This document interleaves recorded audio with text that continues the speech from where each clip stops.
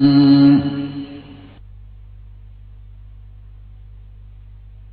بالله من الشيطان الرجيم بسم الله الرحمن الرحیم. اکنون اکرام آدم و یاد کنید اون لحظه را که ما گفتیم، لحظه ای که ما گفتیم به فرشتگان که اسجدوا لآدم فسجدوا، همه سجده کرد. این اکرام آدم بود. اشکال وارد میشه که سجده عبادت، چرا خدا به فرشتگان دستور داد که آدم را که مخلوق عبادت سجده کن؟ اشکال بزرگی. شما میگید سجده قبران را نکنید که عبادت است، سجده بتها را نکنید که سجده عبادت است، این حق خداه. خب عبادت شما میگی حق خداه، الله تعالی چرا به فرشتگان گفت که آدم را سجده کنید؟ درسته؟ لحاظ این اشکال را جوابهای متعددی داد. جواب اول اینه، خب سجده عبادته، لیکن الله تعالی اختیار دارد. به فرشتگان دستور داد که یک مرتبه شما همینی که برای من انجام میدید سجده، برای آدم سجده. و الله همون ذاته که لا یسأل اما یفعل و هم یسألون. اونجا خدا میگه من گفتم، دستور من بود که فرشتگان یک مرتبه آدم سجده، دو سجدهش بود، فرمان من بود و من گفتم. پس الان بر خدا کی میتونه اعتراض کند یا بر کار خدا قیاس کنه؟ خدا چون فرشتگان را گفته آدم را سجده کنید، ما هم قبر را سجده میکنیم. فرشتگان را چون خدا گفته آدم را سجده کنید، ما بتها را سجده میکنیم. عزیز من، اونجا حکم خدا بوده که فرشته آدم را سجده کنند، که من و تو نالایک هم با آدم همراه بودیم. ما نبودی همراه آدم؟ همه ما با آدم بودیم، همه ما اکرام شدیم. در الله تعالی میگه اکرام و مستقیم علی آدم بوده. ما فرشتگان را گفتیم، خدا فرمان داده. خدا یک فرمان میده انسان بکشی، میده یا نه؟ به عزیر گفته بود که انسان بکش، و پسرکان نکش. اقتلت نفسا زکیتا بغیر نفس. حالا شما برید بچه یکی را بکشید، ببینی شما را چکار میکنه. شما برید یک انسانی بگو اونجا خدا به خضر گفت که تو بچه را بکش، خضر بچه را کش. او به خضر گفت کشتی را پاره کن. شما مردی بری کشتی مردک را پاره کن، خطی بر ماشین مردک بکشید. اگر زمان خط را نگرفت شما بعد نمیگیره، شما بری خط بزرگی بکشید بر ماشین مردک، هیچ چیزش نشد، یک خطی بکشید، جریمه نمی کنه. اگر ببینند و کار تمام می کنه. تمامی که در این ماشین چقدر قیمتش آورده پایین، زمانش باید بدید که خطی کشید.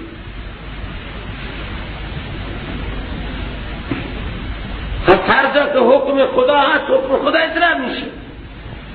به هر کسی که شده الله اگر دستور قتل میدهد به حضرت خضر، آیا به من تو اجازه قتل هست؟ قیاس کنیم که خضر خدا گفته بچه بکش، ما هر بچه مردم بکش. بیعقلیه. دستور بوده که آدم از سجده بود، کردم. خالقه و برای خودش این حق را قائله که لا یسأل اما یفعل و هم یسألون. کارهای الهی چرا نداره؟ لا یسأل اما یفعل، همش مسائل میشه. بله، هیچ. شما از کجا ثابت میکنید قبر را سجده کنید؟ به شما دستور داده؟ خورشید ما را سجده کنید، مخلوق را سجده کنید. اگر به شما دستور داده که غوثها را سجده کنید و صدا کنید او بفرمایید هات و برهانه کن بیاری به ما هم نشان بدید که الله تعالی به ما دستور داره قبرها را سجده کنیم غوثها را صدا بزنیم برای آنها نذر و خیرات بدید. اگر دستور داده قرآن پیش شما بیاری به ما نشان بدید. یک جواب حکم خدا بوده قلنا للملائکه اسجدوا. هیچ کسی بر این حکم ویژه خدا نمیتواند قیاس کند. نوبت به ما رسید گفت خدا را سجده کنید، نگفت فقط خدا را سجده کنید. ان المساجد لله فلا تدعوا مع الله احدا فاسجدوا لله. نگفت فاسجدوا لله واعبدوه. به ما که دستور داده خاص برای خدا سجده کنید. به ما که دستور نداده شده که ما آدم یا نسل آدم را سجده کنیم. و دستور برای فرشتگان بوده یا برای ما بوده. به ما اجازه است که ما آدم را سجده کنیم یا نسل آدم را سجده کنیم، فرزندان آدم را سجده کنیم. خودش که نمیبینین همه فرزندان آدم، این حافظان قرآن، این اولیاء الله، اینها را سجده کنیم. به ما دستوره یا همه را دستوره که الله را سجده کنیم. و باقی میگن بابا سجده دو نوع بوده. دوم میگه سجده همین بوده، سجده عبادت زبرد جبهه، لیکن لی آدم به معنی الی آدم، لی آدم به معنی الی آدم، به طرف آدم سجده کنید. همانطوری که ما را دستور به طرف خانه کعبه سجده میکنید. هر جای دنیا رخ ما اون طرفه، خود حرم الهی قرار میگیریم در مسجد الحرام، باید اونجا رخ به عین خانه کعبه بشه. اگر خانه کعبه اینجای و کسی اینجا بیسته که رخش اینجا بخوره بلا تشبین نخوره، اون درسته. وقتی اینجا کسی بیسته اینطور بیسته که مساوی چهرهش اینجای به بیت نمیخوره، او اصلا نمازش باطله. باید این خانه کعبه جلوی انسان باشه که از این خط ببندن نخیر راست بره اونجا به همون جا بخوره، خانه کعبه بخوره. اگر از اینجاش نخی بستن و راست به خانه کعبه نخورد اونجا به خانه کعبه نیست. خب لی آدم به معنی الی آدم. خب آدم را قبله قرار داد. جبرائیل میکائیل و حاملین عرش من حوله را گفت شما به این قبله سجده. چنانچه به ما دستوره که به قبله فول وجهک شطر المسجد الحرام. ما هر جای دنیا باشیم رخ ما به کجای؟ به خانه کعبه. ما خانه کعبه را سجده میکنیم یا خدا را؟ جهت سجده ما را خانه کعبه کرد. الله تعالی به فرشتگان گفت امروز جهت سجده شما آدمه. سجده آن خدا هست لیکن جهت سجده شما بیت المعمور نیست بلکه آدم. همه فرشتگان به یک زمان سجده کرد. چه خدایی حاملین عرش و من حولها همه یک زمان سجده کرد. حاملین عرش گذاشتن و آمدن سجده کردن زیر شانه زدن، یا همونطوری که عرش به بغلشون بود سجده کردن.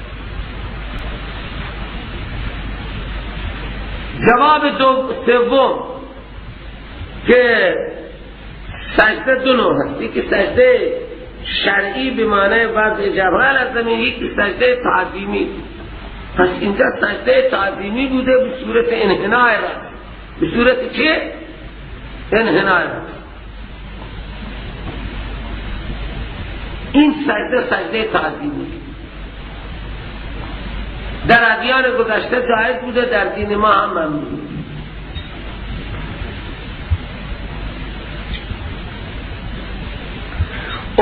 جواب چهارم، همین جواب را اکثر مفسرین میگن که سجود بالانحناء بوده لا وضع جبهه. اکثر مفسرین همین میگن سجده تعظیمی بوده، سجده عبادتی که وضع جبهه واسط نبوده. و چهارمی جواب اینه که سجده به معنی منقاد شدن. شما برای آدم تسلیم میشید. النجم و الشجر یسجدان، النجم و الشجر یسجدان به معنی ینقادانی. شما برای آدم تسلیم بشید، یک عده‌ای رزق فراهم کنید، یک عده‌ای ضبط اعمال کنید، یک عده‌ای قبض ارواح کنید، یک عده‌ای نزول ارزاق کنید، یک عده‌ای وحی بیارید. همه فرشتگان برای خدمت انسان الان تسلیم نیستند. جبرائیل وحی می آورده، میکائیل ارزاق فراهم کرده، اسرافیل آماده باشه که سوره بده میں ما فنا بشی، بعد بده میں همه زنده بشی. اسرائیل که کارش مشقت خدمت ارزنده انجام میده، هر جا که دستور فوری میاد خفه میکنه. تو اسجدوا لآدم به معنی تسلیم برای کارهای آدم و ذریت آدم باشی. فسجد الملائکه کلهم، پس سجده کردن فرشتگان همه الا ابلیس، مگر ابلیس لعنتی ابا کرد و استکبار کرد از سجده. و کان من الکافرین، و بود از کفر کنندگان در علم الهی. یا کان من الکافرین استار من الکافرین، که کفر کنندگان لحظه بخاطر ابا از سجده.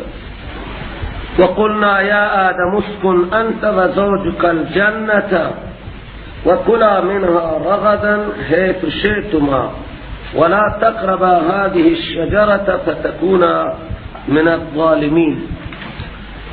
به هر حال الله تعالی اعزاز و اکرام کرد خلیفه را، فرشتگان را دستور سجده تعظیمی داد، یا دستور داد که این قبله شما و شما همه سجده کنید. اون توجیهاتی را که در خدمت شما عرض کردیم، فرشتگان حکم خدا را اجرا کردند، فسجد، همه سجده کردند الا ابلیس. ابلیس سجده نکرد. این استثناء الا ابلیس برای چی؟ خدا میگه من به فرشتگان دستور دادم، همه فرشتگان سجده کردند. جای دیگه قرآن یفسر بعضه بعضا فسجد الملائکه کلهم اجمعون، بدون استثناء یک فرشته همه فرشتگان سجده کردند و هم یک مرتبه سجده کردند، یک زمان سجده کردند. این میدان بزرگ و این جایگاه بزرگ که این همه فرشتگان در یک زمان سجده کردند کجا بود؟ آیا در همین کره خاکی بود یا بالای آسمان ها بود؟ عند سدرت المنتهی بود؟ من تا الان هرچی گشتم من ندیدم که محل سجده کجا بوده. خود آدم که خلق کرده اسکلتش و شیطان توش رفت و آمد کردن، در تفسیر مراغی هم دیدم و جای دیگر هم که در بین مکه و طائف در همین کره خاکی در همین قسمت آدم اسکلتش دوش. خب آدم و حوا در بهشتن که سکونت کردن و اذ قلنا یا آدم اسکن انت و زوجک الجنة و کلا منها رغدا. سجده کجا؟ ابلیس استثناء شد که سجده نکرد. بره تلاش کنید ببینید آدم کجا سجده کردن فرشته، محل سجده کجا بوده. شما نقلی پیدا کنید انشاءالله انعامی هم بگیرید و برای شما هم علمی بشه. من که نتونستم پیدا کنم. بنابراین حس من اینه که آدم در زمین خلق شد،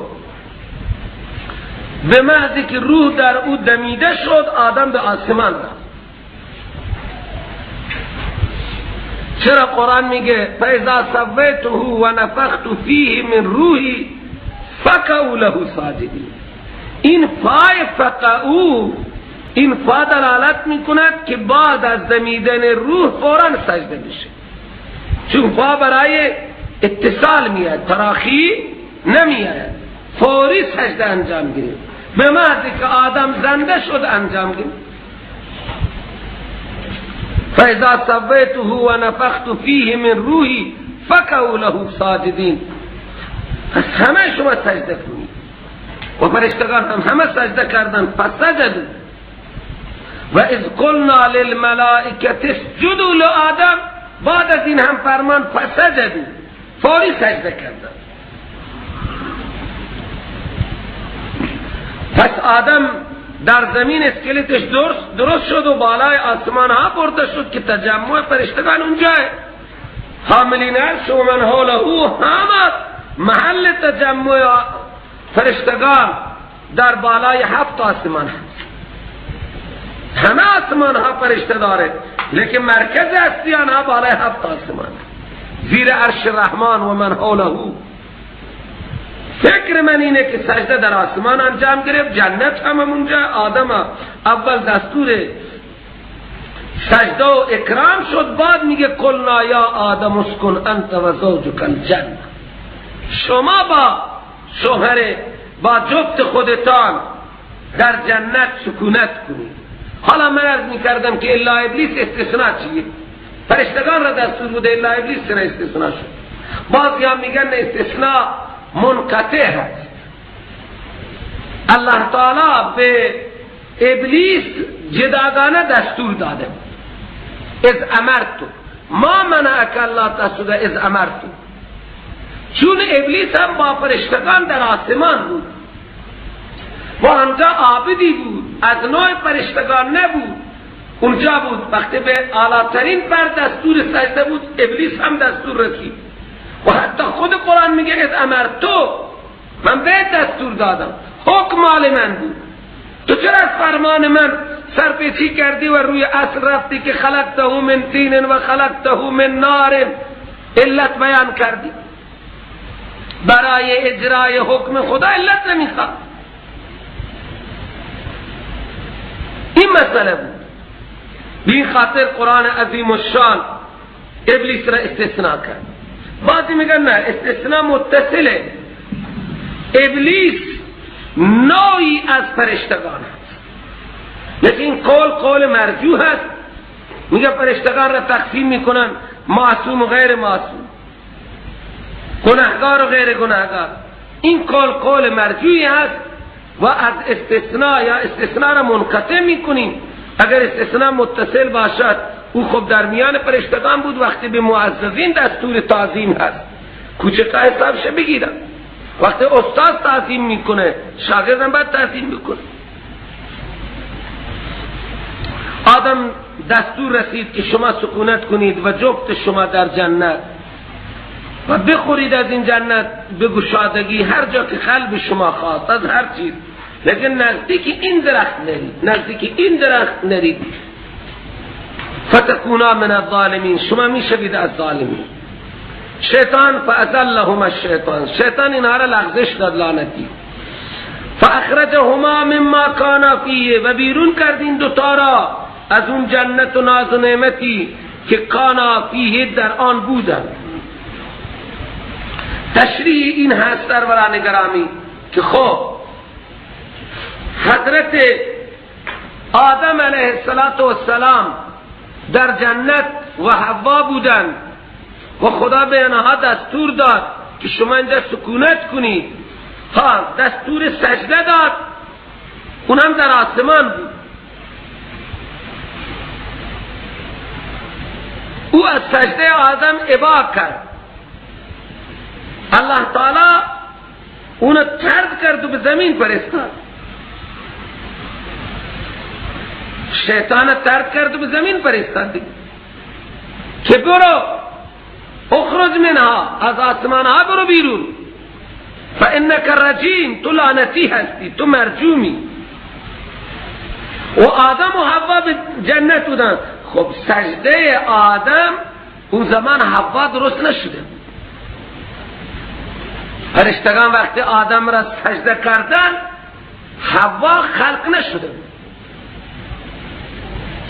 بعد آدم تنها بود، خوابید، از خواب بیدار شد، از قسمت پهلوی چپ، از همون کجترین پهلوی، پهلوهای پایی راستن و اون آخری پهلو کجیش بیشتر، از همون پهلوی خلق شده. حالا در کنار پهلو راحت، جداش کنی ناراحته. آدم خواب رفت، اونی که از پهلوی چپ و از کجترین پهلو خلق شده در کنار پهلو راحت، جداش کنی ناراحت.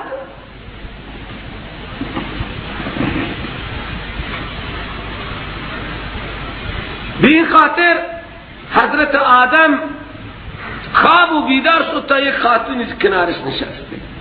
ماشاءالله تو از کجا؟ و برای راحت تو هستم، تو خوشحال بشی. تنهایی سختی دارد، یکی کنار باشد راحت انسان، فکرش راحته، خیالش راحته، اعصابش تسکین دارد. به این خاطر الله سبحانه و تعالی حوا را خلق کرد و آدم در جنت بودن. این ابلیس از کجا به جنت رفت؟ حالا که موقع سجده او رانده شد از بهشت، از آسمان. اخرج منها فانک رجیم، برو از زمین ها پایین. این آسمان ها جای متکبرین نیست. خب بینه که آدم لغزش داد، بعضی میگن به صورت ماری رفت، بعضی میگن به صورت چیزی دیگر رفت، بعضی میگن نه، رفتنش به آسمان ها ابلیس بلا معنی بود، مثل یک دزدی و مثل یک خائنی از کنار گوشه میرفت همونجا مثل سگ دزدی میگشت، تا در جنت میرفت و از همونجا حرف میزد. اینطور حرف زدن، یا به صورت ماری وارد جنت شد. این همه حرفها سروران گرامی، حرفهای بدون سندن. قول احسن اونه که قرآن میگه فوسوس لهم الشیطان، شیطان لعنتی برای آدم و حوا وسوسه انداخت از همین زمین بالای 7 آسمان. وسوسه های ابلیس رفت و قسم خورد برای آنها و من خیرخواه شما هستم و خدا شما را گفته از این درخت نخورید که اگر بخورید همیشه میمانید. به این خاطر گفته نخورید که شما ملک میشید و همیشه میمانید توی جنت. این آیات تشریحاً قرآن خودش گفته. فوسوس لهم الشیطان فقال هل ادلکم علی شجرة الخلد و ملک لا یبلی، من شما را راهنمایی میکنم به درختی که از او بخورید همیشه تو جنت و به ملکی میرسید و حکومتی میرسید که او اصلا پناه ندارد، کهنگی ندارد. و ملک لا یبلی، این وساوس را کرد و خدا گفته از این درخت نخورید. خب همین درخت اون گوشه جنت است، بازو کشور دن نکرده. آدم و حوا قدم میزنن تو جنت، یک دم به کنار اون درخت که آمدن، اون لحظه حضرت آدم فراموش بود و نسیه فنسیه ولم نزد له عزما. نسیه آدم فراموش بود که خدا گفته نخورید. دست دراز کرد، لباس های جنت هستن شد. این خاطر سروران گرامی صورت وسوسه بوده و حضرت آدم و حوا لحظه ای که آدم میخورد فراموش بود. مثل این کسی که روزه داره نه، بر میداره تخمه که چیزی تو دهن میگذاره میخوره، نانی بر میداره تو دهن میوهی بر میداره. حالا او در این فکر نیست که من روزه هم و حکم خدا را دارم نقض میکنم، اصلا در فکر روزه نیست، غذا میخوره، سیر هم میکنه. لحظه این شخص غذا میخوره، سیر هم میکنه، روزه هم هست، روزش نمیشکنه. لیکن آدم با آن همه شان عظیمی بر فراموشی آدم ماخوذ شد. آدم الله تعالی میگه فنسیه ولم نجد له عزما، عزم و اراده نافرمانی ما در آدم ندید، برای همین فراموشی عتاب شد و حدود 200 سال گریه و زاری و تضرع کرد. برای یک فراموشی. این خاطر حضرت آدم علیه السلام نادم شد. چرا نگو؟ الله تعالی عفوش کرد. بخورید رغدا حیث شئتما ولا تقربا هذه الشجرة فتكونا من الظالمین فأذلهما الشیطان. لغزش داد آنها را شیطان. این خاطر درخت چی بود که گفتن نخور؟ بعضیا گفتن درخت گندمه، بعضیا انگوره، بعضیا چیز دیگر گفتن. لیکن محققین میگن وقتی درخت را خدا تعیین نکرده ما چرا تعیینش میکنیم؟ درختی الله تعالی ممنوع کرد از این درخت استفاده نکنیم. وقتی خدا درخت را مجمل ذکر کرده ما چرا تعیینش میکنیم؟ از جارالله زمخشری عارضیه و فهم قرآن داشت، معتزلی هم بود. کسی خوابش دید و سوال کرد که لا تقربا هذه الشجرة، این درخت چه درختی بود؟ مقوله معروف حضرت استاد نقل میکردن، او گفت این شجره علم، به نزدیک علم نری. علم جارالله را معتزلی کرد، او دنبال عقل و عقلیات را معتزلی شد و برایش سخت تمام شده بود. این خاطر گفت این درخت علمه. البته شوخیه، در حد شوخی هست که ضرب المثل هم که گاه وقت یک چیز ممنوعه او دنبال عقلیات رفت و نقل را کنار گذاشت، نقل را با عقل تطبیق میداد، لذا سرش به انکار عذاب قبر کشید و انکار بسیار چیزها را که عقل قبول ندارد. در عقل اگر نگاه کنی مرده را ببری کفن کنید و بگذارید و بعد بری قبر را باز کنید 10 روز تا به همون طرز تکان نخورده. پس این همه ماجرای قبر و حساب و کتاب چی هست؟ وقت این عذاب قبر نیست. معتزلی یک مسئله شون همین، همه روایات عذاب قبر را توجیه کرد و ضعیف کرد و فلان کرد و خلاصه درخت هرچی که هست الله تعالی بهتر بود. خب وقتی آدم لغزش خورد و شیطان او را لغزانید، فأزلهما الشیطان عنها فأخرجهما مما كانا فيه، ما حکم حاکمانه را ساده و قل نهبطوا بعضكم لبعض عدو، ما دستور دادیم برید پایین. این دستور حاکمانه است، برید پایین. اتاق اول. خب آدم و حوا 2 نفر بودن، اهبطوا جمع، برید پایین کی را گفت؟ حالا بعضیا گفتم بابا حضرت آدم هم بود و حوا هم بود و مار که شیطان که به صورت مار رفته بود توی جنت اون هم دستور داد که همه برید پایین. شیطان که به صورت مار رفته بود اون هم گفتم برو پایین. تو دیگه الان اینجا آمدی شیطنت میکنی. قل نهبطوا، این یک توجیه دیگر که درسته، این اطاع صیغه جمع به آدم و آنچه که آدم و حوا همه ما با 2 بودیم، شما 2 با آنچه که اشتمال دارید بر آنها، یعنی با تمام ذریات. ما با آدم و حوا در جنت بودیم، همه ما را یعنی آدم و حوا را و ذریت آدم و حوا را الله تعالی خطاب کرد و عتاب کرد برید پایین. عتاب دوم بعضکم لبعض عدو، بعض شما برای بعض دیگر دشمنه که عیش شما از بین می رود. و این عتاب سومه ولکم فی الارض مستقر، و برای شما در زمین قرارگاه هست، شما اونجا باید قرار بگیرید. یک زمانی در شکم مادر میرید، بعد روی زمین میایید، بعد از روی زمین میرید توی زمین. قرارگاه شما در زمین، محل قرار شما. و همچنین سامان و متاع است برای شما در زمین.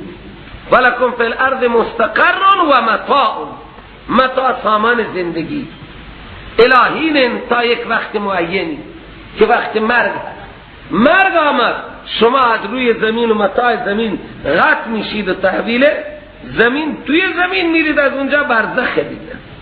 بعد از مرگ زندگی برزخ از سروران تا قیامت. این سه اتاق الله سبحانه و تعالی به آدم و ذریات آدم کرد. اول بری پایین، بعد شما دشمن یک دیگری. بله میبینید اینجا چقدر دشمنیه. ولکم فی الارض مستقر و متاع الی حین، قرارگاهشی. حالا اینجا آدم علیه السلام را کسی ملامت بکند که چرا لغزش خورد و چرا ما را از جنت باور، اگر او لغزش نمیخورد ما همونجا جنت. حالا که روز اول الله سبحانه و تعالی به فرشتگان چه خبری پخش کرد که آدم هیچ وجودی نداشت. هنوز به فرشته ها نگفته بود که از روی کره خاکی خاک جمع کنید، از تمام کره خاکی خاک جمع کرد. لہذا خاکهای کره خاکی رنگهای مختلف دارند، سیاهن، سفیدن، سرخن، زردن. زمین رنگهای مختلف دارد. نی به این خاطر رنگ زمین در نسل آدم هویدا، بعضی ها سرخن، بعضی ها سفیدن، بعضی ها سرخ و سفیدن، بعضی ها سیاهن. چون زمین های سیاهی همه. تو کل رنگ زمین بر نسل آدم هویدا. این در حدیث گفته شده، این عقلی نیست که من میگم. باز آدم اگر کسی ملامت کند، چنانچه روایتی آمده است که حضرت در عالم ارواح موسی با آدم حرف زدن. آدم تو آدمی، تو ابوالبشری، تو فلانی، چرا درخت خوردی همه مخلوق از جنت پایین آوردی؟ آدم گفت تو موسی؟ گفت بله. تو کلیم الله؟ بله. بر تو تورات نازل شده؟ بله. خب در تورات چقدر نوشته؟ چی نوشته بود؟ که خدا بر من مقدر کرده من در زمین میایم. در تورات خدا نوشته. در قرآن هم خدا به فرشتگان اطلاع داد انی جاعل فی الارض خلیفه. امتحانا پدر و مادر ما را الله تعالی جنت بود که شما خاکی، لیکن جای اصلی شما این جنت. و قضای الهی به همین رفته. و بعد از بخشش آدم در تورات هم است که فتاب علیه، خدا آدم بخشیده. بعد از بخشیدن هر کس را ملامت بکنیم، در حقیقت اون ملامت کننده ملامته. لغزش شده، این لغزش برای من مکتوب بوده در قضای الهی 40 سال قبل از پیدایش من. الله سبحانه و تعالی این چیز را مقدر کرده، اعلامیه شده. من در زمین باید بیایم. امتحان محل بازدیدی بوده، من جنت را بازدید کنم و برگردم. و بهانه برگشتم اون خوردن درخت بوده. از من مجبور بودم که قضای خدا اجرا بشه، حکم خدا. و این هر گناهگار نمیتونه بگوید. چرا؟ هر گناهگار بعد از پذیرش توبه قابل ملامت نیست. قرآن هم گفته وقتی یک مجرم را شما مجازات کردید، بعد از مجازات حق ملامت ندارید. شما دست بریدی و تمام دیگه برای همیشه بگی دست بریده، دوست. این جنایت گناه. او مکافات شد با اعمالش. حضرت آدم الله تعالی مجازات کرد. چه مجازاتی؟ گو بری پایین از جنت، لباس جنت را استنش در آورد. بعضکم لباس عدوون اعلان کرد. ولکم فی الارض مستقر و متاع الی حین. گفت آدم بعد از این اتابات چقدر توبه و استغفار کرد. باز هم آدم مورد عفو قرار نگرفت تا اینکه خدا کلمات توبه را بهش تلقین کرد. فتلقى آدم من ربه کلمات. تلقی کرد آدم از ربش کلمات. پس رجوع کرد خدا به خاطر اون کلماتی که او تلفظ کرد بر آن. اون چه کلماتی بودن؟ که آدم اون کلمات را از ربش تلقی کرد و فوراً توبهش قبول شد. فتاب علیه. سروران گرامی گفتهاش گفته شده که وقت آدم بالای آسمان ها برد به پای عرش نوشته بود لا اله الا الله محمد رسول الله. آدم توسل به این کلمه طیبه و این رسول مکرم کرد. خدایا به توفیل و به حرمت محمد رسول الله مرا ببخش. خدا بخش. و این با آب و تاب و آیتین بیان میکنه. بله سروران گرامی القرآن یفسر بعضه بعضا. بهترین ماخذ تفسیر قرآن قرآن. اولین ماخذ قرآن را با قرآن باید تفسیر کنی. لہذا اون قول مرجوحی هست، قول معتبری نیست. اگرچه برای ما عزتیه، شرفیه برای ما که به حرمت رسول ما آدم بخشیده شده، لیکن قول درست و صحیح و بدون آلایش همینه که اون کلمات ربنا ظلمنا انفسنا و ان لم تغفر لنا و ترحمنا لنکونن من الخاسرین. این کلمات توبه بودن که در دعاهای انبیاء علیهم السلام معنای این کلمات هست.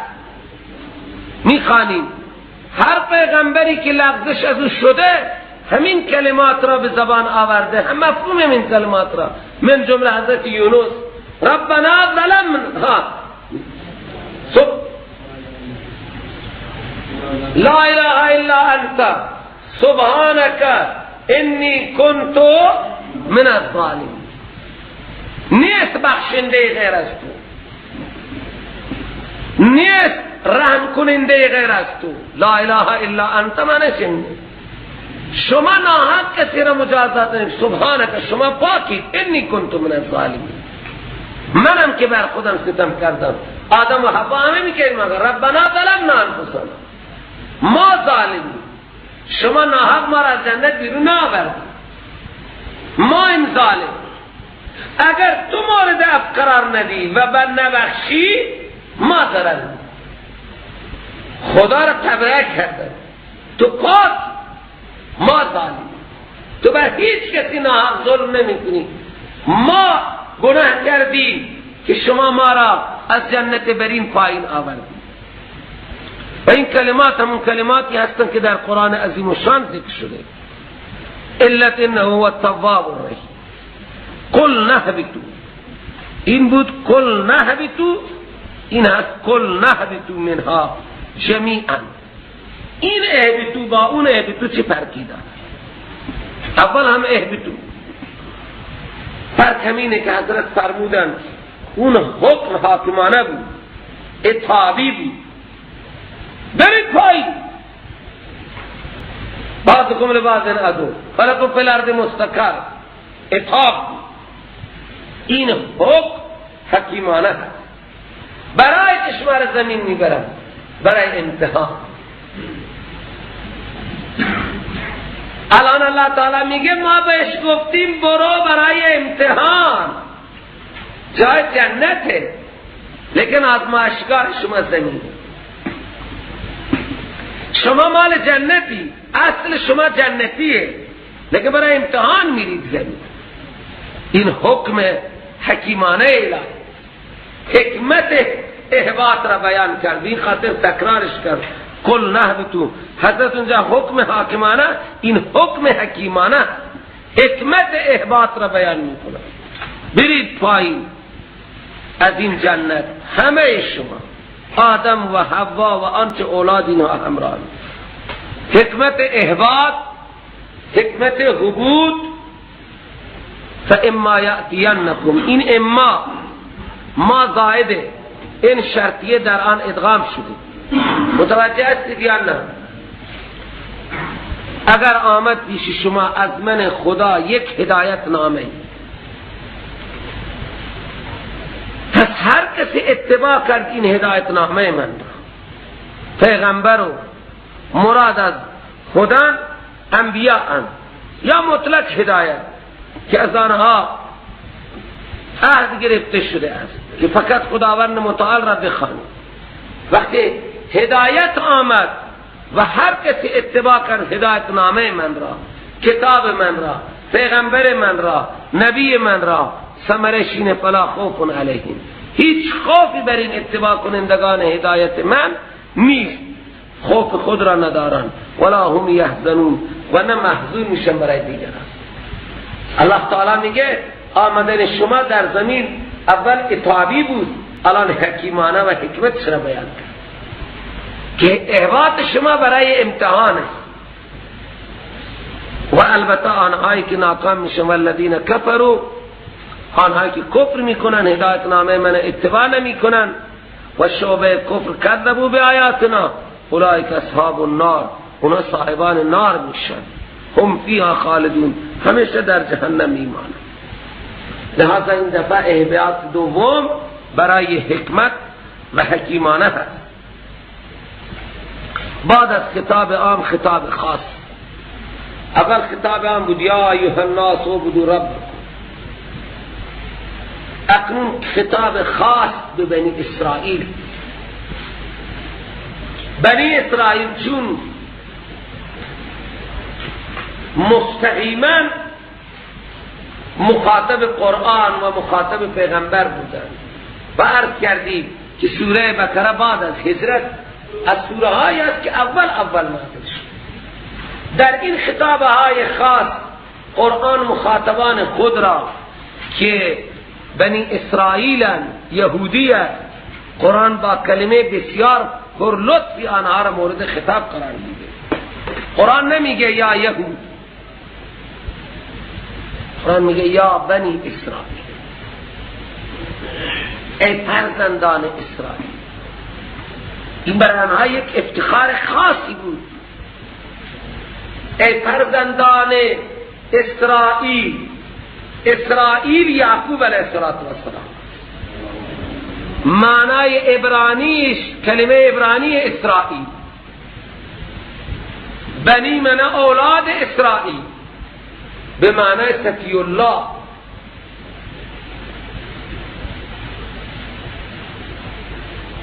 یا به معنای عبدالله، این لقب حضرت یعقوب علیه السلام. یا یعقوب لقب و اسرائیل اسمه. اسرائیل به معنای اسرائیل، اسماعیل، این همه نامه‌های هستند که به خدا نسبت دارند. نامش هست به معنای برگزیده هم آمده و به معنای عبدالله هم آمده و یک معنای دیگر مراغی کرده بود. اسرائیل به معنای الامیر المجاهد، ای فرزندان امیر مجاهد، شما که پیغمبر زاده ای، مقتضی اول ایمان را الله تعالی با یا بنی اسرائیل، شما پیغمبر زاده ای، شما آقا زاده ای، شما سیدی. این مقتضی اول ایمان. مقتضی دوم احسان. اذکروا نعمتی، یاد کنی نعمتهای من را، حسی و معنوی. نعمتهای معنوی من را یاد کنی، نعمتهای حسی را، اون نعمتهایی که من بر شما انعام کردم در طول تاریخ. و سوم، چون الانسان عبدالاحسان است، هر جا انسان نیکی ببینه گردنش میاد پایین. و دومی و سومی که اوفوا بعهدی، ایفا کنید عهدی که من با شما داشتم یا عهدی که شما با من کردید. اضافت عهدی اضافت مضاف به مفعوله. ای عهدهایی که شما با من کردید اون عهدها را ایفا کنید. اوفوا بعهدی ای بعهدکم ایایا، شما با من عهد کردید، این عهدها را ایفا کنید. خلاصه اوف بعهدکم، من با عهدهایی که با شما کردم ایفا میکنم، شما عهدهایی که با من کردید ایفا کنید، من هم عهدی که با شما داشتم ایفا میکنم. ابقای داره معامله تجاریه، تقابلیه. و خاص از من خدا بترسید، نه از عوام الناس. از عوام نترسید که هدایای شما را قطع میکنن و نیکی های شما را. خب بعد از بیان مقتضیات ایمان، دعوت ایمان را الله تعالی داد. اول شما پیغمبر زاده اید، فهمیدید؟ این پیغمبر زادگی تقاضا میکند که شما حرف بپذیرید. شما حرفی را بپذیرید که عزت شما با آن حرف است. شما پیغمبر زاده اید. پیغمبر زاده و بی ایمانی این با هم نمیخوره، چون عزت انبیا از ایمان انبیا بوده، از اطاعت انبیا بوده. لہذا عزت شما هم ای پیغمبر زاده ها در ایمان است، در اسلام. دوم فرمود شما پرورده نعمت منی، من همه احسانات حسی و معنوی را با شما کردم. دوم شما با من قرارداد داری، شما معاهد منی. و چهارم من هم با شما قرارداد دارم. چهار مقتضیات را ذکر کرد. مقتضیات ایمان را اول ذکر کرد و بعد فرمود برحذر داشت که ایای فرهبون، از عوام الناس نترسید. خب بعد از بیان مقتضیات دعوت ایمان را داد. مقتضیات ایمان را ذکر کرد و فرمود آمنو. و پیغمبر زاده ها را میگه آمنو یا بنی اسرائیل. و معلوم میشه که پیغمبر زاده هم وقتی از جاده ایمان میاد پای، آقا زاده هم از جاده ایمان میاد پای، سید هم، سید در مجلس ما نشسته نعوذ بالله وقتی از جاده میاد پای.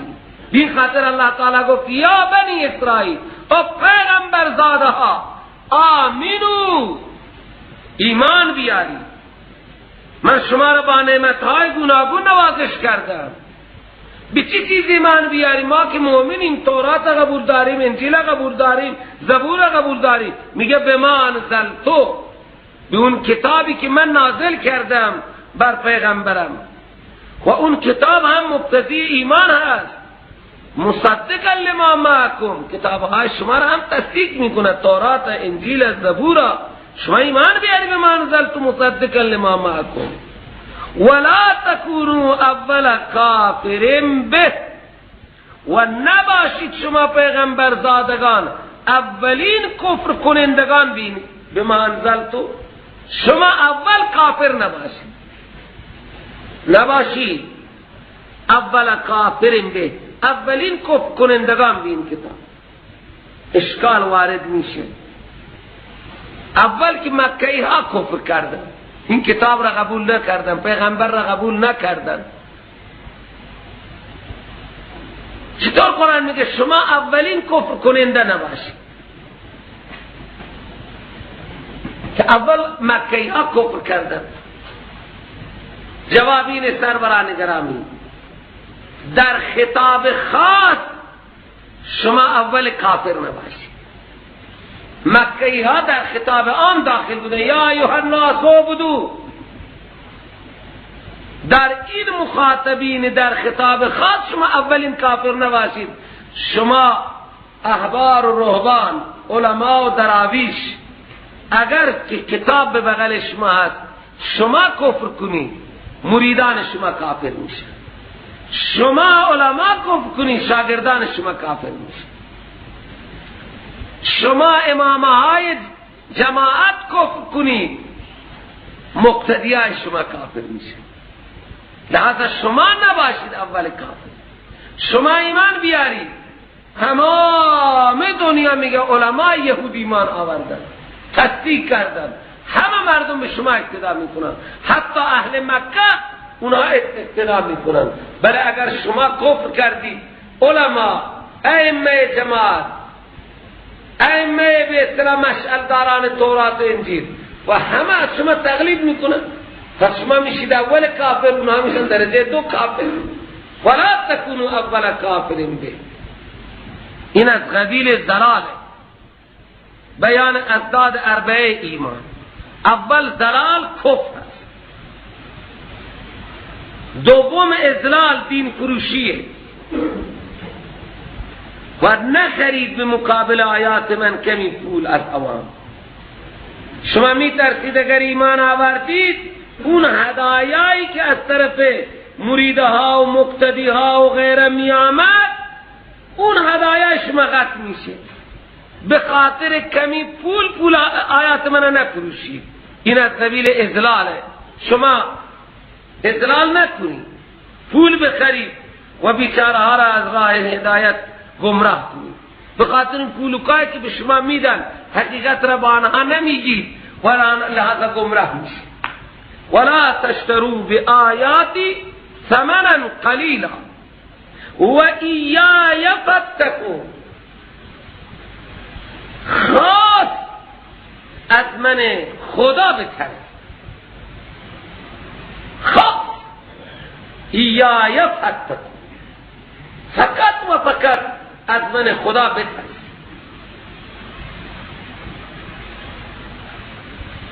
سبحان الله. اونجا گوره ایای فرهبون، اینجا بگه ایای فاتقون. سبحان الله. اگر خدا عالم را خوف خود ندهد دیگه او چه کار که نمی کنه.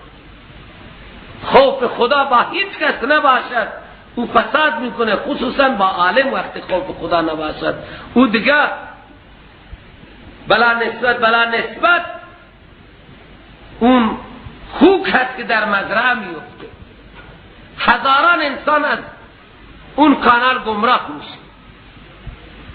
این خاطر قرآن دعوت میده ایای فاتقون، خاص از من خدا بترسید. اونها که اصول عربی را دارن اینجا کلمه تکرار شده، در حقیقت بوده فاتقوا الله فاتقوا الله. لہذا یک ایای را ذکر کرده و یک فاتقون را. در حقیقت بوده اتقوا الله اتقوا الله یا اتقونی اتقونی، از من بترسید از من بترسید. لہذا یک فعل را مذکور گذاشته و یک معمول را فعل را حذف کرده. خاص از من بترسید، خاص از من بترسید. خودتان گمراه نشید. ولا تکونوا اول کافرین ولا تشتروا بآیاتی ثمنا قلیلا، دیگران را گمراه نکنید. و مرض سومی که خوب این علماء یهود را و نصارا را گرفته بود، علماء یهود روی سخن با علماء یهوده، اونها لبس حق و باطل میکردن، حق را با باطل غاطی میکردن. این مرض دومه، لبس حق و باطل، حق و باطل را غاطی میکردن. الله تعالی فرمود ولا تلبسوا الحق بالباطل. او علماء او پیغمبر زاده ها او احبار او روبان او دراویش ها، حق را با باطل غاطی مخلوط نکنید. لبس به معنای خلط، مخلوطه، مخلوط نکنید حق و باطل را. شرک بده، مشرکین مکه همه میگن، لیکن شرک چیه؟ شما از همه علماء بپرسید، یک چیزی از من یاد کنید. شما میگه همین شرک چیه که خدا گفته بده؟ مشرک نجسه. انما المشرکون نجسون، مشرک ها نجسن. شرک خودش نجسه. کسی که شرک بکند اون نجس میشه، پلیده. همه شما سوال کنید شرک چیه که خدا گفته شرک نکنید؟ وَاعْبُدُوا اللَّهَ وَلَا تُشْرِكُوا بِهِ شَيْئًا. خدا را عبادت کنید، با خدا کسی را شریک نکنید. همین شرک چیه؟ برای من شرک بگید. کفر برای من توضیح بدید کفر چیه؟ همین کفر شرک توضیح نمیده. من نمیدانم. قرآن گفته با خدا کسی را شریک نکنید. ولا تجعلوا لله اندادا، قرار ندهید مردم برای خدا شریک. شرک چیه؟ شرک بده، مشرکی بابا شرک ما نمیفهمی، برای ما توضیح بده.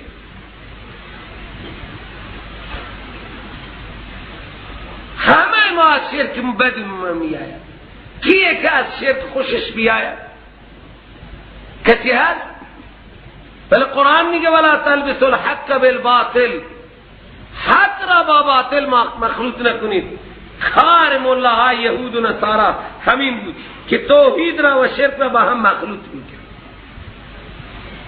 مشرک مکه را میگفت مشرک و خودش سجده میکرد عزیر و نذر میداد برای عزیر و خیرات میداد برای عزیر و این شرک نمیدانست. قرآن گفت ولا تلبسوا الحق بالباطل ولا تكتموا الحق. اونهایی که عالم بودند طوری توجیه عالمانه برای آنها میکردند و شرک خود را مخفی نگه می‌داشتند. اونهایی که بی سواد بودند در برابر آنها کاملا کتمان میکردند، پیش علما لبس میکردند، حق را با باطل قاطی میکردند و مطرح میکردند. لیکن اونهایی که ناخوان بودند هیچی که نمیدانستند کاملا برای آنها کتمان میکردند. اون روز یکی را من گفتم به شما میگن پیراهن سیاه بپوشید، به شما میگه این همه پارچه ها را کسی که میمیره جلوی خانه نصب کنید. گفت نه، آخوندهای ما میگن لباس سیاه پوشیدن مکروه تحریمیه و این پارچه ها را کسی میمیرن جلوی خانه ها نصب کنن. این همه اسراف، 100,000 200,000 قیمت دارن و فقط تا 10 روز آویزان و بعد باز میکنن، یک بار مصرفن دیگه دردی چی نمیکنن. چیکار میخوان بکنن؟ با کمال تاسف نمیدانم فلان این 2 مرتبه مصرف میشه، میگن نه یک بار مصرفه. چقدر قیمت داره پارچه خود سیاه و بر اون که نوشته ها میکنن چقدر قیمت دارن؟ اینا همه شما میریزید توی اشغالدان، نمیریزن. چقدر میکنه اینها را؟ این همه اسراف برای چی؟ با خونده هم میگن چرا جلوی نمیگیری؟ هر خلافی که عوام کرد ملا سکوت کرد این کتمان حق. والله تعالی میگه ولا تکتموا الحق، همین ندای غیر الله، همین که انبیاء را ندا میزنه، اولیاء را ندا میزنه، ائمه را ندا میزنه، آیا خلاف قرآن نیست؟ چرا این ملا حسرشون پایینه؟ سکوت میکنن، با توجیه میکنن این برای وسیله. آیا خدا گفته که به عنوان وسیله اینها را بخوانی؟ اگر خدا گفته چشم. خدا گفته وقتی شما به مشکلی گیر کردی انبیاء من را صدا بزنی، اولیاء من را صدا بزنی، ائمه را صدا بزنی. خدا گفته یا برید قبر آنها را سجده کنید، طواف کنید. خدا گفته؟ اگر گفته و بیارید قرآن نشان بدید. این قرآن رب العالمین. الله تعالی گفته به هر مشکلی گیر کردید منو بخوانید، من خودم جواب مشکلات شما را میدم. دستور داده ادعوا الله مخلصین له الدین.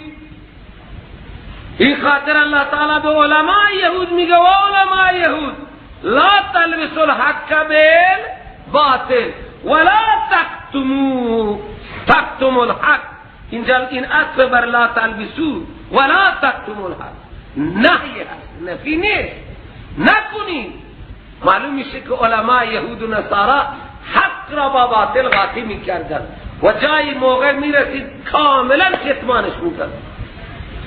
یک ناخانی که می آمد تورات بلد نبود که آیا تعریف این پیغمبر، تعریف صحابه این پیغمبر، نام و نشان اونی که ما به انتظارش نشسته بودیم نبی آخر الزمان اون نیست. نه بابا، حیله می کردن. استادهای بزرگ تورات و انجیل برای شاگردان خود توجیه میکردن. امروز چطور توجیه میکنن؟ محمد رسول الله والذین معه اشداء علی الکفار رحماء بینهم. این مدح صحابه نیست، مدح صحابه. اینهایی که ابوبکر و عمر و عثمان را بد میگن، شما میگید که السابقون الاولون من المهاجرین والانصار والذین اتبعوهم باحسان. اعتقاد ما اینه که مهاجر و انصار در راس همه مهاجرین خلفای اربعه قرار دارند. اونا میگن نه، این بات درباره کیه؟ همین آیه 100 سوره توبه، السابقون الاولون من المهاجرین والانصار، مصداق مهاجرین را برای ما بگید. کیه مصداق مهاجرین؟ آنها میگن مصداق مهاجر حضرت علی است، حضرت بلال است.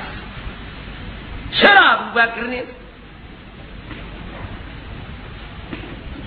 همراه با پیغمبر کی هجرت کرده؟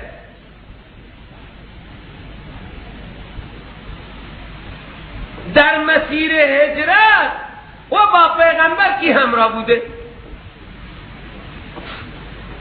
بله ابوبکر همراه بوده، برای ریاست همراه بوده که بعد از پیغمبر او و عمر و عثمان خلافت پیغمبر را، جانشینی پیغمبر را از صاحب حقش بگیرند. اینا برای عوام الناس تشریح میکنن. همین کنن. بگید مصداق السابقون الاولون من المهاجرین والانصار. آیا حضرت ابوبکر مصداق مهاجرین هست یا نه؟ چرا نیست؟ هیچ. ولی اون هجرت کرد، با زمان در زمان پیغمبر هجرت کرد، لیکن بعد چون حق علی را غصب کرد لحاظا مصداقش نیست، مرتد شد. این آیات را چطور کتمان میکنن؟ هجرت کرد، بود در هجرت، ولی بعد حق را غصب کرد. ظالم. خدا میگه من از آنهایی که هجرت کردن راضیم. کسی که با پیغمبر به غار ثور رفتند، از غار ثور به مدینه رسیدن، بله پیغمبر ابوبکر را همراه گرفت به خاطر این که راز پیغمبر را پخش نکند با مشرکین. کلب به این خاطر، و این تلبیس حق بالباطل نیست. ابوبکر حضرت که نمیگم، من دارم نقل میکنم، شما برای اعتراض نکنید. ابوبکر همراهش برد تا راز پیغمبر را به دشمنان پیغمبر پخش نکنه.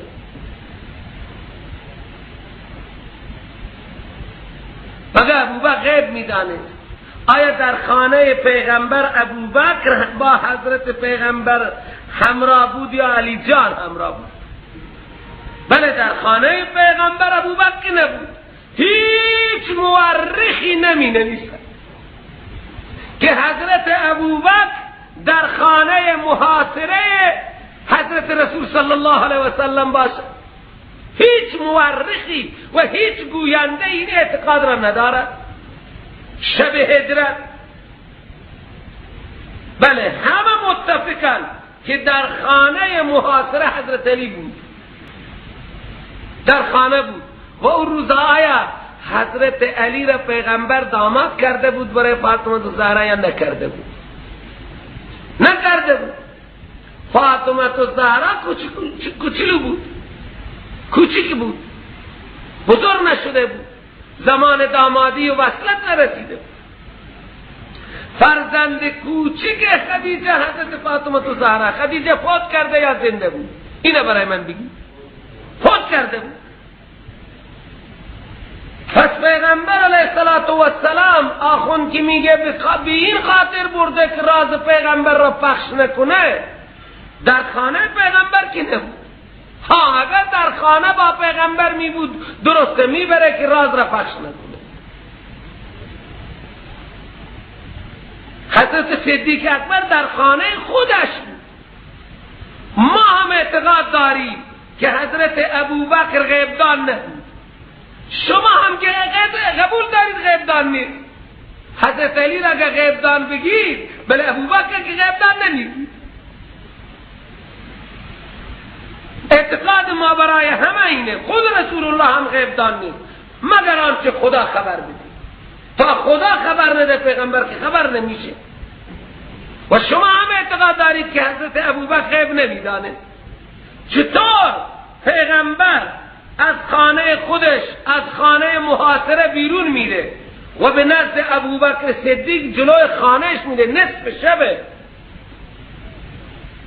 و این خود صاحب حمله حیدری گفته ز نزدیک آن قاب پرمکر و رفت. ز نزدیک این واقع هجرت را صاحب حمله حیدری، کتابی به نام حمله حیدری مثل مثنوی معنوی نوشته شده، به شعر نوشته شده. میگه ز نزدیک آن قوم پرمکر و رفت، به سوی سرای ابوبکر رفت. از خانه پیغمبر به خانه ابوبکر رفت، نه به غار ثور. به غار ثور نرفت. ز نزدیک آن قوم پرمکر رفت، به سوی سرای ابوبکر رفت. ابوبکر هم که آماده هست که سابق رسولش خبر داده بود. پیغمبر گفته بود احتمال وقت حضرت صدیق گفت اجازه هجرت هست من برم هجرت کنم، مثل حضرت عثمان هجرت کرده، من اجازه هجرت میدی؟ خیلی اذیت دارم میکنم منم. حضرت فرمود صبر کن، من از خدا امید دارم و من این احتمال میدم که خدا به من اجازه هجرت میده. دلم میخواهد که تو با من همراه در هجرت باشی. آیا خانه پیغمبر مورد حمله بود یا شخص پیغمبر؟ نه، خانه پیغمبر را مورد حمله کرنده بود. خانه پیغمبر محاصره به خاطر پیغمبر بود یا نه به خاطر که خانه پیغمبره؟ به خاطر که ساکن اینجا.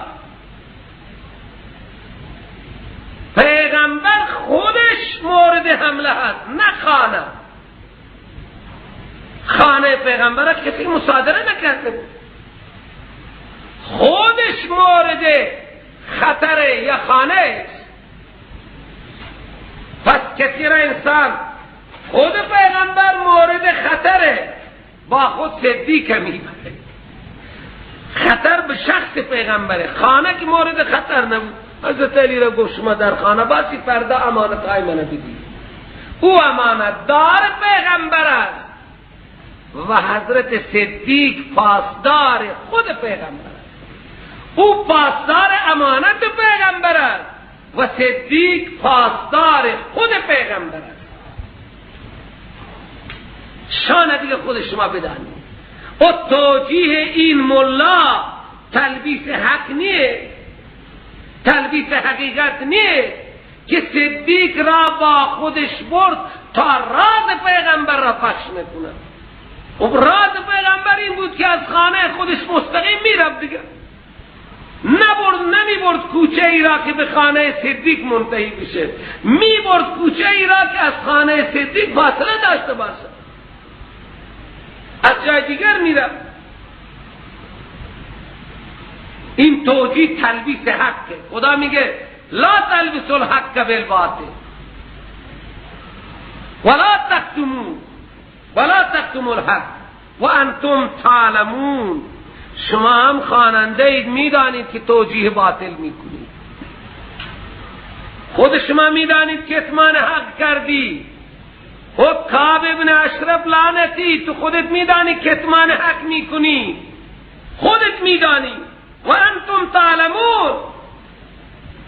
چرا حضرت صدیق را مصداق مهاجرین قرار نمیدید و چرا جایزه رضی الله عنه را برای او قائل نیستید و چرا عقیده ندارید که جنت برین مال صدیق اکبر است؟ رضی الله عنهم و رضوان و عد لهم جنات تجری تحتها الانهار. چرا که اونهایی قبلا اینطور گفتند؟ اینا قائلن که حضرت صدیق مصداق رضی الله عنهم کتمان نکردن، چرا آیات الهی را کتمان میکنن؟ آیات سریع الهی را ترا کتمان میکنن. السابقون الاولون من المهاجرین والانصار والذین اتبعوهم باحسان. اونا که اتباع کردن به احسان، حضرت ابو سفیان هست، حضرت امیر معاویه هست، مهاجرین و انصار را به احسان اتباع کردن. رضی الله عنهم، خدا از آنها راضی شد. ما میگی که اولین و کامل ترین مصداق مهاجرین صدیق اکبر است. چرا؟ حضرت عثمان تنها هجرت کرد، رسول الله باش همراه نبود. حضرت عمر تنها هجرت کرد، بعد از رسول الله هجرت کرد یا قبل از رسول الله؟ او مولوی بگی، حضرت عمر قبل از رسول الله هجرت کرد، حضرت عثمان، حضرت علی بعد هجرت کرد. تنها اینها هر یکی جدا جدا هجرت کردن، لیکن هجرت کامل حضرت صدیق اکبر است که همراه با رسول الله هجرت کرد. پس من مصداق کامل والذین معه کیه؟ در زندگی 2 سال و 3 ماه از پیغمبر کوچکتره، قبل از نبوت همراه و دوست رسول الله بود یا نه؟ بین رسول الله صدیق اکبر رفاقت و دوستی قبل از نبوت نبود؟ پس والذین معه قبل از هجرت، والذین معه در شب هجرت در غار حرا، و در غار حرا با پیغمبر کی معیت داشت؟ لا تحزن ان الله معنا. این همه آیات را مگر اینها نمیدانند؟ نمیدانند؟ چرا تلبیس میکنند و چرا کتمان میکنند؟ ان الله معنا، الله با من و تو هست. مصداق معنا چیه؟ حضرت ابوبکر و حضرت علی، اون نون متکلم برای تثنیه و جمع یکسان نمی آید؟ برای مفرد معی و برای تثنیه معنا معنا، برای جمع هم معنا هست. نیست، فرق میکنه، مشترک دیگه بین تثنیه و جمع. الله با من و تو هست ای ابوبکر، لحظه لا تحزن، غم نخور. حضرت صاحب وحی نبود، حضرت ابوبکر وحی نآمده بود، احساس خطر میکرد و برای پیغمبر خدا تضمین کرده بود که هیچ کافری نمیتونه تو را ضربه بزنه. والله یعصمک من الناس. این والله یعصمک من الناس قبل از هجرت بود یا بعد از هجرت بود؟ بعد از هجرت. بلغ ما انزل الیک فإن لم تفعل فما بلغت رسالته والله یعصمک من الناس. این در سوره مائده هست و بعد از هجرت آخرین سوره‌ای که بر پیغمبر نازل شده سوره مائده هست. این بعد هست که پیغمبر تضمین شد که کسی نمیتونه شما را ضربه بزنه. هیچ یهودی و لعنتی و نصرانی شما را نمیتونه ضربه بزنه. قبلا که چنین آیه نازل نشده بود که پیغمبر ضربه نمیبیند از کفار. به این خاطر صدیق اکبر صاحب وحی نبود، بله شب هجرت خدا پیغمبر را تضمین کرده بود که کسی نمیتونه شما را ضربه بزنه. شما برید صدیق را همراه بردار، برو در غار ثور. اونجا در غار ثور با پیغمبر کی بود؟ یعنی واقعا این ظلم نیست. همه بر علیه پیغمبر، صحابه پیغمبر، کسی که آیات صریحه قرآنی به شان صدیق اکبر دلالت دارن کتمان نمی کنن. ثانی اثنین اذ هما فی الغار اذ یقول لصاحبه لا تحزن. میگه صحابیت مدحی نیست. چرا مدح نیست؟ چون تو رساله ها میخوانید. الان من امروز داغ کردم، الان موضوع اینجا نبود، میخوام کتمان حقی که امروز میکنم برای شما بگم. میگه صحابیت مدحی نیست. چرا؟ قال له صاحبه وهو يحاوره، صاحبه وهو يحاوره، صاحب اون باغ بس به صاحبش گفت. ببین اونجا اون همراه اون مومن همراه او هست. حالا ما میگیم همراه مومن برای اون کافری بود، درسته. همراه کافر مومن هست و این همراهی مومن برای او سودی ندارد. لیکن همراه پیغمبر اذ قال لصاحبه، یعنی پیغمبر به همراه خودش گفت. همراهی صدیق برای پیغمبر این شان پیغمبر را بالا نمیبره، لیکن شان صدیق را چکار میکنه؟ شان صدیق بالا از همراهی پیغمبر، شان اون کافر بالا نیست از همراهی مومن. همه کفار مگر در مکه با نبی علیه السلام نبودن؟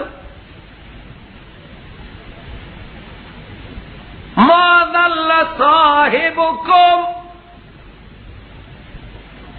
این همراهی پیغمبر ابو جهل را صاحب شان نکرد، چون ابو بکر انکار میکرد. لیکن همراهی پیغمبر برای صدیق مدح بود که پیغمبر بهش گفت لا تحزن ان الله معنا، الله با من و تو هم با من معیت داری که پیغمبر خدا هستم و معیت خدا با من و تو هست.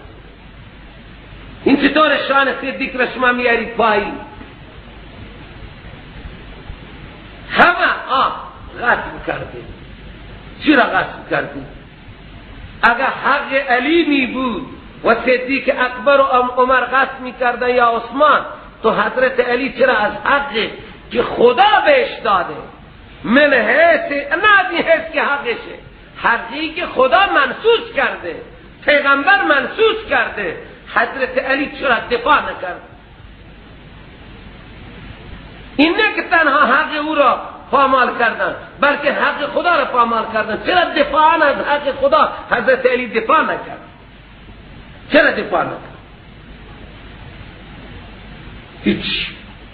این همون تلبیس حقه که خدا گفته لا تلبسوا الحق بالباطل ولا تكتموا الحق وانتم تعلمون. و شما هم تلبیس حق میکنید. شرک حرامه، شرک برای مردم توضیح نمیدید. کفر حرامه، کفر هم برای مردم توضیح نمیدید. بدعت حرامه، بدعت را برای مردم توضیح نمیدید. این کتمان حق با باطل من شما حق توضیح بدید. شرک چیه؟ توضیح بدید کفر چیه؟ توضیح بدید عبادت حق خدای چیه؟ کتمان نکنید. خدا آنها را گفت لا تلبسوا الحق بالباطل ولا تكتموا الحق وانتم تعلمون. شما هم میدانید کتمان حق میکنید، کتمان حقیقت میکنید. خدا گفت نکن. خب چرا اینها کتمان حق میکردن؟ چرا اینها تلبیس حق بالباطل خلق میکردن، حق را با باطل؟ چرا اینها این کارها را میکردن؟ به خاطری که 3 مرض اینها را گرفت. 2 مرض، حب جاه، حب مال. به خاطر این 2 مرض اینها کتمان میکردن که اگر ما حقیقت را بگیم باید ما پیرها، ما استادها، با مریدها و با شاگردها همه بریم مرید محمد رسول الله بشیم. اگر ما حقیقت بگیم این همه مریدهای ما و ما باید مرید محمد رسول الله بشیم. همه ما اساتذه تورات و انجیل و زبور، این همه مراجع تقلید باید بریم چکار کنیم؟ شاگرد محمد رسول الله بشیم، بلکه شاگرد ابوبکر صدیق هم بشیم. ابوبکری که 15 سال است، 13 سال است که قرآن حفظ کرده. عمری که این همه آیات قرآنی را حافظ است. همه باید ما بریم شاگرد ابوبکر و عمر و عثمان و علی و طلحه و زبیر بشیم. دیگه این همه استادی ما، این همه شیخی ما، این همه پیری ما با این همه سن و سال، این همه مشایخ، ما باید بریم شاگرد بشیم.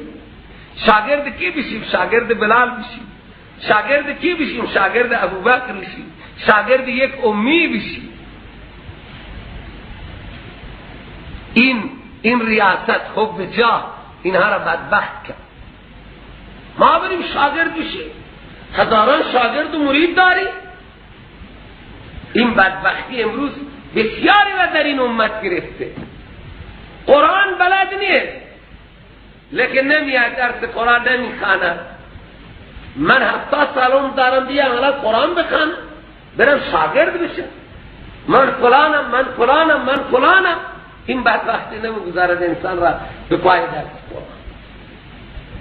این بدبختی اینها را گرفته بود. حب جاه، باز دیگه حب مال. حب مال، همه مریدها هدایا می آوردن، همه شاگردها می آوردن. سهم ائمه بود، می آمد، کاملا می آمد. این نظرهای غیر اللهی که اینها تعیین کرده به گردن مردم بار کرده بودن، 40 بدید، 7 بدید، 8 بدید، 30 بدید، این همه هدایا می آمدن. اینها جلوشون گرفته میشه. این 2 مرض الله تعالی علی علاج مرض ها را می‌کنه. علاج کبری که در اینها بود که ما چطور بریم شاگرد بشیم. الله تعالی فرموده که الصلاة، نماز قائم کنید، در مسجد میرید. مولوی صاحب یک بچه کوچکی بغلش ایستاده، مولوی صاحب، علامه صاحب یک بزگر و یک دهقانی کنارش ایستاده. در نماز چیه؟ تواضع. سرمایه‌دار، حاجی آقا، استاندار یک سپوری بغلش ایستاده. در مسجد اینطور نمیشه. بعد رئیس شهردار هست، یک پلیس رفتگر نمیشه، اون سپور رفتگری در کنار رئیس شهرداری ایستاده. نفسش میاد پایین؟ نمیاد؟ خوب میاد پایین. کم. نماز چیه؟ امیر غریب، پیر جوان، استاندار فرماندار و درجه دار پایین و بالا همه کنار هم میستن یا نمیستن؟ بلکه هنوز اون غریب زودتر رفته، صف اول گرفته، آقا استاندار میاد صف بعدی میسته. در اسلام این جایزه که او را بلند کنند این جایش بنشانه. حالا این احسان اگر یک یکی عزت میده، یک بزرگتری را صف اول میبره، خودش میاد. مولوی صاحب آمده با شاگرد جلو ایستاده، اون یک لطف خود شاگرده که احترام میکنه، استادی را میکشه میبره جلو، او یک چیزی دیگره. لیکن قانون نیست که استاد را بلند کنه و بشینه. اجازه هست؟ اگر که یک استاد چنین کاری بکنه شریعت اینه تایید میکنه؟ نماز یعنی تمام تواضع فروتنی را میاره در انسان. نفس بزرگ فرعونی را نماز میکوبه پایین، همه برابر. از یک ملای مسکین اطاعت میکنه، ملا میگه الله اکبر، همه میگه الله اکبر. ملا مسکین بیه پول بیه یه قران میگه الله اکبر، میره به رکوع، همه سیت ها پشت سر میگه الله اکبر، همه میره. حافظ مسکین میگه سمی الله لمن حمده، همه سیت ها میگه سمی الله لمن حمده. راست میشه، اطاعت میکنن یا نه؟ این دیگه نفس چطور میشه؟ خورد و خمیر میشه. حافظ میگه السلام علیکم، همه اینجا اتحیات خواندن نشستن منتظر السلام علیکم حافظ صاحب. درسته؟ نماز یعنی تمام انانیت را از انسان میگیره، انسان را یک عبدی نمیکنه. بین خاطر قرآن فرمود اقیم الصلاة. ام الله بروی در مسجد النبی، برید در مسجد النبی، او پیغمبر زاده ها برید با بلال ها، برید کنار بی بی های شما، برن کنار بی بی سمیه بیستن، برن کنار اون مستضعفین بیستن، برن کنار اصحاب صفه بیستن، تا انانیت اینها بیاید پایین. اینها خیلی انانیت دارن، نفس اینها خیلی بالا رفته، خوب بات کرده. اللہ تعالی فرمود قیم الصلاة. پنج وقت برید با فقرا شانه به شانه، زانو به زانو بیستید، با کشاورزها، با بزگرها، با ساروانها، با آنهایی که از لباس تا حد کافی ندارند، شانه به شانه بیستید تا این نفس شما بیاد پایین. حب مال شما را بدبخت کرده، جمع میکنید یکنزون الذهب والفضه. قرآن نگو ان كثيرا من الاحبار والرهبان لا يأكلون اموال الناس بالباطل ويصدون عن سبيل الله فبشرهم بعذاب أليم يوم يحمى عليها في نار جهنم فتقوى بها جباههم وجنوبهم وظهورهم هذا ما كنزتم لأنفسكم. اینجا قرآن فرمود ام الله آتوا الزکات، زکات را بدید. شما که همه گرفتی و بردید خزانه کردید، الان بیارید بدید برای اسلام، زکات بدید تا حب مال علاج بشه. این زکات برای علاج حب مال، مفت مجانی بیارید فقرا و مساکین را بدید، علاج بشه. اینی که شما را با خودش مشغول کرده. ورقو مراقین، حسدی گرفته بودیم ملاها را که چرا نبی از بنی اسماعیل مبعوث شد، چرا از بنی اسرائیل مبعوث نشد. الله تعالی فرمود بیاید رکوع کنید، با همینا رکوع کنید تا که این محبت اینها در دل شما بیاد. ورکعوا مع الراکعین، برید رکوع کنید با رکوع کنندگان.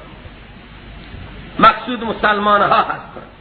علاج حسد یعنی تواضع باطنی، علاج حب جاه، علاج حب مال، امراض ثلاثه یهود را که حب حسد بود، حب مال و حب جاه بود، الله تعالی در 3 جمله علاج کرد. فهمیدید چطور نسخه های علاج خدا میده؟ زد بر عالمی بدون عمل، دیگران را راهنمایی میکردن و خودشان فراموش میکردن. الله تعالی فرمود اتأمرون الناس بالبر، مردم دستور میدید به نیکی و تنسون انفسکم و خود شما را فراموش میکنید. همه تبلیغ انفاق میکنید و خودشان چرا خرج نمیکنید؟ چرا این میلیون ها را در بانک ها بردید سر به سر گذاشتید؟ خرج کنید. چقدر حسابدارهای شما، اون سهمهای شما پرن، بانک ها پرن. چرا به مستضعفین نمیدید؟ این همه نظرهای ائمه را جمع میکنید و کجا میبرید میگذارید؟ میلیون ها میلیارد شما دنیا را غصب کردید و به نام این امام و به نام آن امام. اینها را چرا خرج نمی کنید؟ مردم از مستضعفی خانه ندارن، کاشانه ندارن، شما بر سر یک کبری میلیاردها پول هزینه می کنید. چرا اینها را در راه خدا خرج نمی کنید؟ چرا اینها را فی سبیل الله خرج نمی کنید؟ اتأمرون الناس بالبر، مردم میگه اسراف نکنید، برای درآمدها تمام دنیا را چراغانی میکنید. خب مردم را میگه اسراف نکنید، ما چقدر اسراف میکنید؟ کتاب رب العالمین اتأمرون الناس بالبر وتنسون انفسکم وانتم تتلون الكتاب افلا تعقلون.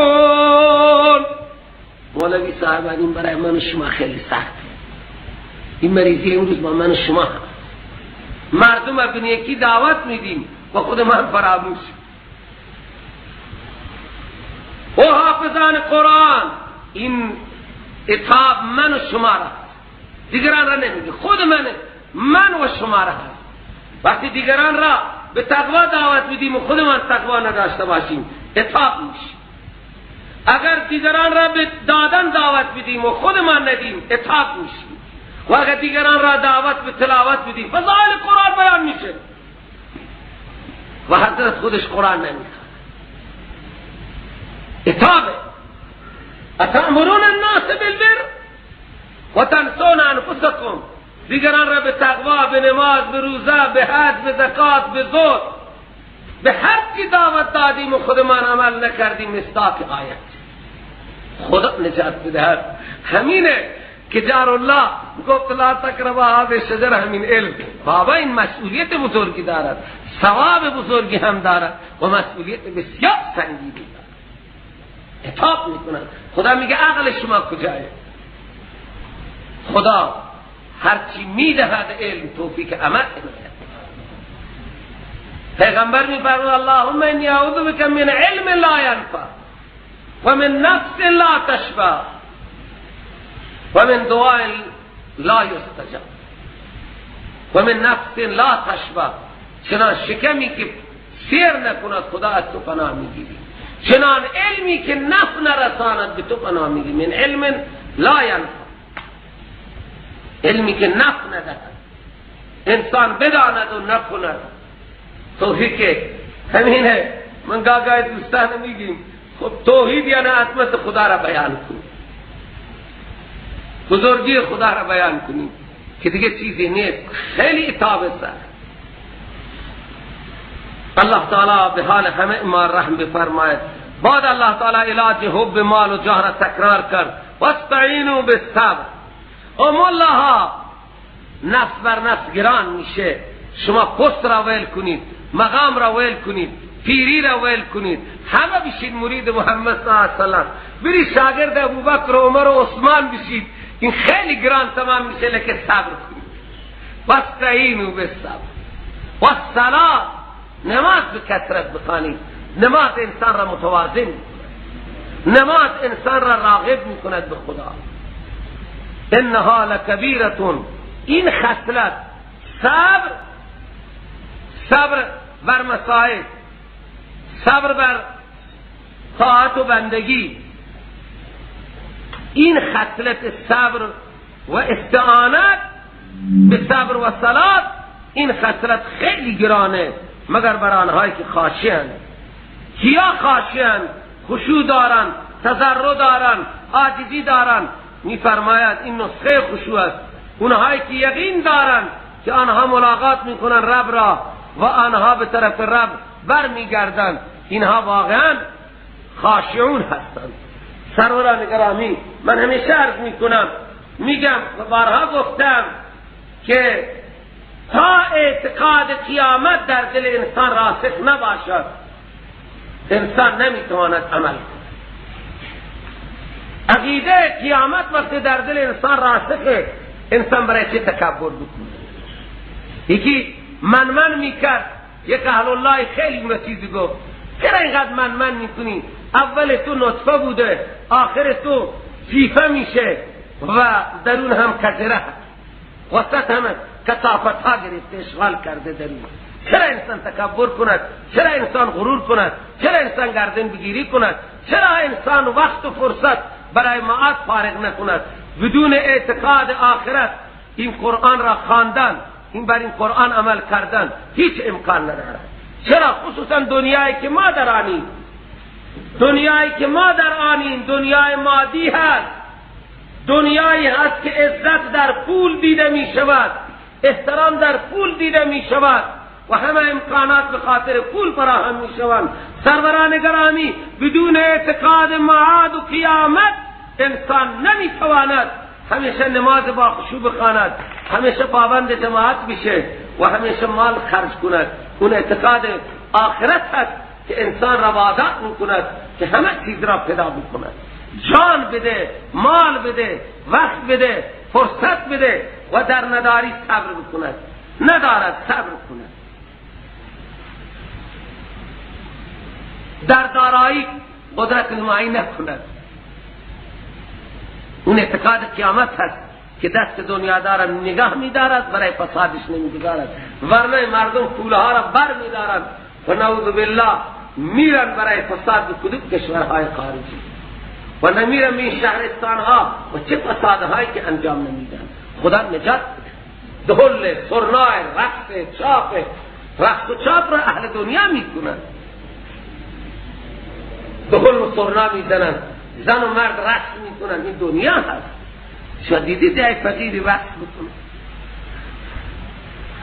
خدا نجات بده. بعضی فقیرها بدون پول رقص میکنن، بعضی کم از کم پول میگیرند و بعضی پول ندارند و چاپ میکنند. رقص یعنی چاپ دیگه. الله تعالی اکثر تفسیرات ما در گذار میکنه. و آخر دعوانا الحمدلله.